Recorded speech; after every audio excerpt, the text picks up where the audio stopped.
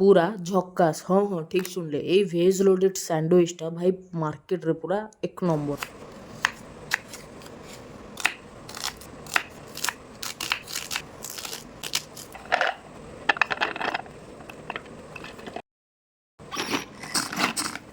तो जमती कि देखिले मु भेजिज को फास्ट कट कट किना काटिनेली, पर चपर रे ऐड करिकी चप चप करनेली। देन से ऐड कली सॉसेस आउ केतेटा स्पाइसेस। देन ताको मिक्स मिक्स मिक्स कला परे मु ब्रेड नेली, मु नेइछि मिल्क ब्रेड, आपण माने चाहिले ब्राउन ब्रेड भी नहीं पारिबे।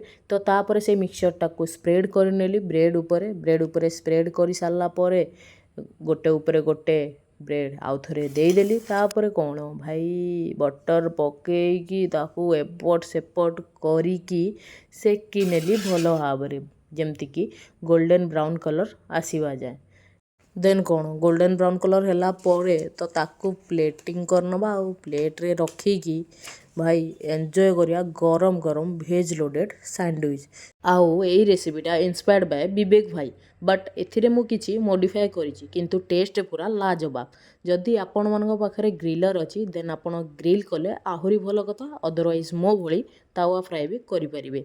आउ आपण माने एथिरे चाहिले चीज भी ऐड करि परिबे। आउ हाँ रेसिपीटी ट्राए करिया को जम्मा भूलिबेनी। रहिली टाटा बाय बाय।